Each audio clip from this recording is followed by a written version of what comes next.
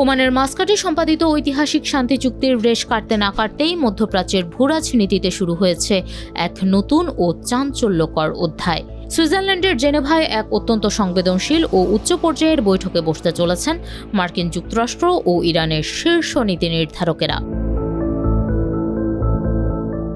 আল জাজিরার সর্বশেষ বিশেষ আন্তর্জাতিক প্রতিবেদন অনুযায়ী ওমান চুক্তির পরবর্তী মাঠ পর্যায়ের জটিলতা নিরসন এবং একটি স্থায়ী আঞ্চলিক স্থিতিশীলতা বজায় রাখতেই মূলত এই সুইচ সংলাপের আয়োজন। কিন্তু আন্তর্জাতিক মহলে এখন সবচেয়ে বড় কৌতূহল, সুইজারল্যান্ডে যুক্তরাষ্ট্র ও ইরান এই বিশেষ আলোচনায় কারা অংশ নিচ্ছেন, আর বৈরুতে ইসরায়েলি হামলার এই উত্তপ্ত পরিস্থিতিতে লেবানন কি আদৌ এই আলোচনার অন্যতম প্রধান এজেন্ডা?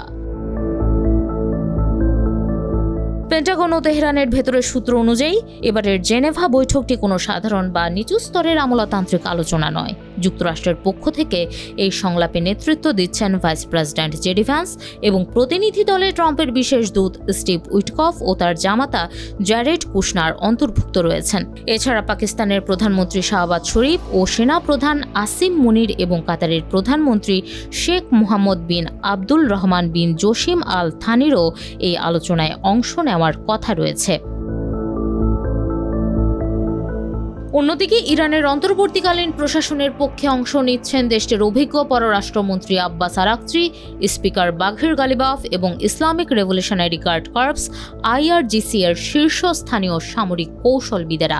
এছাড়াও পুরো আলোচনার নেপথ্যে সমন্বয়ক হিসেবে ওমান ও সুইজারল্যান্ডের শীর্ষস্থানীয় কূটনীতিকেরা উপস্থিত থাকছেন এই হাই প্রোফাইল টেবিলে।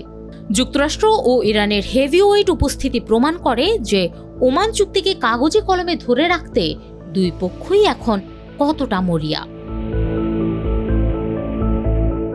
সবচেয়ে গুরুত্বপূর্ণ বিষয় হলো, এই বিশেষ সংলাপে লেবানন সংকট কেবল আলোচনার অন্যতম এজেন্ডাই নয়, বরং এটি এখন টেবিলের শীর্ষ অগ্রাধিকার। ওমান চুক্তির পর থেকেই বৈরুতের বেসামরিক এলাকায় ইসরায়েলি প্রধানমন্ত্রী বেনিয়ামিন নেতানিয়াহুর নির্বিচার বোমা বর্ষণ ওয়াশিংটন ও তেহরান উভয় পক্ষকেই চরম অস্বস্তিতে ফেলেছে।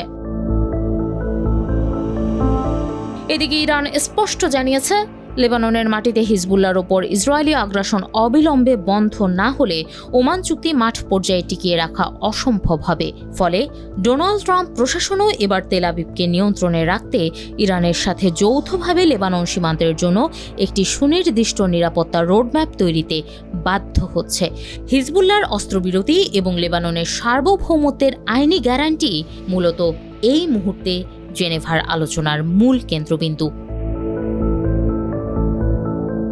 সুইজারল্যান্ডের এই বহুপাক্ষিক বৈঠক প্রমাণ করে যে মধ্যপ্রাচ্যের দীর্ঘমেয়াদী শান্তি এখন পুরোপুরি লেবানন ভাগ্যের ওপর নির্ভরশীল। নেতানিয়াহুর যুদ্ধবাজ এজেন্ডাকে বুড়ো আঙ্গুল দেখিয়ে ট্রাম্প ও পেজেশকিয়ান প্রশাসন এখন যে কোনো মূল্যে বৈরুতের আগুন নেভাতে একমত।